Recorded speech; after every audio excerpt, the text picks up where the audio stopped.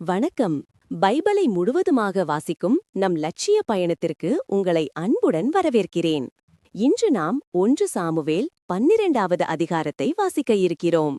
இதுவரை நாம் மொத்த நூல்களில் 20.77% நூல்களை வாசித்து முடித்துவிட்டோம். இன்னும் சில நூல்களை முடித்தால் நம் பயணம் வெற்றிகரமாகும். இன்றைய வாசிப்பின் மூலம் அந்த இலக்கை இன்னும் முன்னோக்கி நகர்த்துவோம். வாங்க தொடங்குவோம். சாமுவேல் மக்களுக்கு அளித்த அறிவுரை. அப்போது சாமுவேல் இஸ்ரயேலர் அனைவருக்கும் கூறியது: நீங்கள் கேட்டுக்கொண்ட அனைத்தின்படி நடந்து உங்கள் குரலுக்கு செவி கொடுத்து உங்களுக்காக ஓர் அரசனை ஏற்படுத்தினேன். இதோ ஓர் அரசர், இவர் உங்களை வழிநடத்துவார். எனக்கோ வயதாகி தலைநரைத்துவிட்டது. என் புதல்வர்தாம் இருக்கின்றனர். என் இளமை முதல் இந்நாள் வரை நான் உங்களை வழிநடத்தியிருக்கிறேன். இப்போது நான் உங்கள் முன் நிற்கிறேன். ஆண்டவர் முன்பும் அவர் திருப்பொழிவு செய்தவர் முன்பும் என் மீது குற்றம் சாட்ட முடியுமா? யாருடைய மாட்டையாவது நான் எடுத்துக்கொண்டோனா? யாருடைய கழுதையாவது நான் எடுத்துக்கொண்டேனா? யாரையாவது நான் ஏமாற்றினேனா? யாரையாவது நான் ஒடுக்கினேனா? யாரிடமிருந்தாவது கையூட்டு பெற்று நான் அநீதியை கண்டுகொள்ளாமல் இருந்தேனா? சொல்லுங்கள், நான் திருப்பித் தந்து விடுகிறேன். அதற்கு அவர்கள், நீர் எங்களை ஏமாற்றவில்லை, ஒடுக்கவில்லை, கையூட்டு யாரிடமும் பெறவில்லை என்றார்கள். அவர் அவர்களை நோக்கி, நீங்கள் என்னிடம் எக்குற்றமும் காணவில்லை என்பதற்கு இன்று ஆண்டவர் சாட்சி, அவர் திருப்பொழிவு செய்தவரும் சாட்சி. அதற்கு அவர்கள், அவரே சாட்சி என்றார்கள். மீண்டும் சாமுவேல் மக்களிடம் கூறியது: ஆண்டவர்தாம் மோசேயையும் ஆரோனையும் நியமித்து உங்கள் மூதாதையரை எகிப்து நாட்டினின்று கொண்டு வந்தார். ஆண்டவர் திருமுன்னில்லுங்கள். உங்களுக்காகவும் உங்கள் மூதாதையருக்காகவும் ஆண்டவர் செய்த அனைத்து மீட்பின் செயல்களையும் முன்வைத்து அவர் முன்னிலையில் உங்களோடு வழக்காடுவேன். யாக்கோபு எகிப்திற்குச் சென்றபின் உங்கள் மூதாதையர் ஆண்டவரிடம் கூக்குரலிட்டபோது அவர் மோசேயையும் ஆரோனையும் அனுப்பினர். அவர்கள் உங்கள் மூதாதையரை எகிப்தினின்று கொண்டு வந்து இவ்விடத்தில் குடியேறச் செய்தார். உங்கள் மூதாதையர் தங்கள் கடவுளாகிய ஆண்டவரை மறந்தபோது அவர் அவர்களை ஆசோரின் படைத்தலைவன் சீசராவின் கையிலும் பெலிஸ்தியரின் கையிலும் மோவாபு அரசரின் கையிலும் விட்டுவிட்டார். இவர்கள் அவர்களோடு போரிட்டனர். அவர்கள் ஆண்டவரிடம் கூக்குரலிட்டு, நாங்கள் ஆண்டவரை புறக்கணித்தோம், பாகால்களையும் அஸ்தரோத்துகளையும் வழிபட்டு பாவம் செய்துள்ளோம்.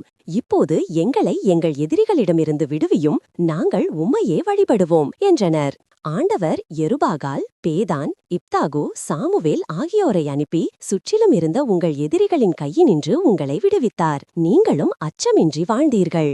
அம்மோனிய அரசன் நாகாசு உங்களை எதிர்த்து வருவதைக் கண்டபொழுது நீங்கள், இல்லை, எங்களை அரசாள எங்களுக்கு ஒரு அரசர் வேண்டும் என்று என்னிடம் கூறினீர்கள். இதோ நீங்கள் விரும்பி தேர்ந்து கொண்ட அரசர். நீங்கள் வேண்டியவாறு உங்களை ஆள ஆண்டவர் ஓர் அரசரை தந்துள்ளார். நீங்கள் ஆண்டவருக்கு அஞ்சி அவருக்கு பணிந்து அவர் குரலுக்கு செவி கொடுத்து ஆண்டவரின் கட்டளைக்கு எதிராக கலகம் விளைவிக்காமல் இருந்தால் நீங்களும் உங்களை ஆளும் அரசரும் உங்கள் கடவுளாகிய ஆண்டவரை பின்பற்றுபவராக இருப்பீர்கள். ஆனால் நீங்கள் ஆண்டவர் குரலுக்கு செவி கொடுக்காமல் அவர் தம் கட்டளைக்கு எதிராக கலகம் விளைவித்தால் ஆண்டவரின் கை உங்கள் மூதாதையருக்கு எதிராக இருந்தது போல் உங்களுக்கும் எதிராகவும் இருக்கும். இப்பொழுது ஆண்டவர் உங்கள் கண்களுக்கு முன்பாக செய்யவிருக்கும் மாபெரும் நிகழ்ச்சியை நின்று பாருங்கள். இன்று கோதுமை அறுவடை என்றோ இடியும் மழையும் அனுப்பும்படி நான் ஆண்டவரிடம் மன்றாடுவேன். எங்களுக்காக ஓர் அரசனை கேட்டது ஆண்டவர் கண்முன் நீங்கள் செய்த மாபெரும் குற்றம் என்பதை இதனால் நீங்கள் கண்டுணர்வீர்கள். சாமுவேல் ஆண்டவரிடம் மன்றாட ஆண்டவர் அன்று இடியும் மழையும் அனுப்பினார். மக்கள் அனைவரும் ஆண்டவரிடமும் சாமுவேலிடமும் மிகுந்த அச்சம் கொண்டனர். அனைத்து மக்களும் சாமுவேலை நோக்கி, நாங்கள் சாகா வண்ணம் உம் அடியார்களுக்காக உம் கடவுளாகிய ஆண்டவரிடம் மன்றாடும். ஏனெனில் நாங்கள் செய்த பாவங்கள் அனைத்தோடும் எங்களுக்காக ஓர் அரசனை கேட்ட இந்த குற்றமும் சேர்ந்து கொண்டது என்றனர். பின் சாமுவேல் மக்களிடம் கூறியது: அஞ்ச வேண்டாம். நீங்கள் இக்குற்றங்களையெல்லாம் செய்திருப்பினும் ஆண்டவரை பின்பற்றுவதிலிருந்து விலகாமல் அவரையே முழு மனத்தோடு வழிபடுங்கள். பயனற்ற, விடுவிக்க இயலாத சிலைகளை நாடிச் செல்ல வேண்டாம். அவை வீணே.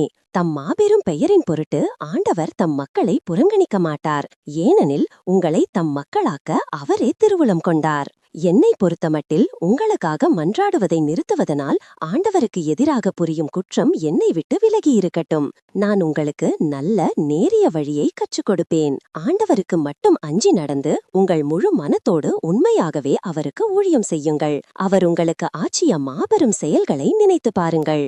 ஆனால் நீங்கள் தொடர்ந்து தீமை செய்தால் நீங்களும் உங்கள் அரசனும் அழிந்து விடுவீர்கள். நாம் 1189 அதிகாரங்களில் 248 அதிகாரங்களை நிறைவு செய்துவிட்டோம். இன்னும் சில அதிகாரங்களை வாசித்தால் முழு பைபிளையும் முடித்து விடுவோம். நாளை அடுத்த அதிகாரத்தை பார்க்க சந்திப்போம். நாள்தோறும் இந்த பயணத்தில் நீங்களும் பங்கேற்றால் பைபிளை முழுமையாக வாசித்து முடிப்போம். இது நம் வாழ்க்கையிலும் ஆன்மாவிலும் பெரிய மாற்றத்தை ஏற்படுத்தும். இந்த பயணம் உங்களுக்கு நம்பிக்கையையும் சமாதானத்தையும் கொடுத்தால் இந்த வீடியோவை லைக் செய்யவும் சப்ஸ்கிரைப் செய்யவும் மறக்க வேண்டாம். பகிர்ந்து மற்றவர்களையும் இந்த பயணத்தில் சேருங்கள். நாளை மறக்காமல் வாருங்கள்.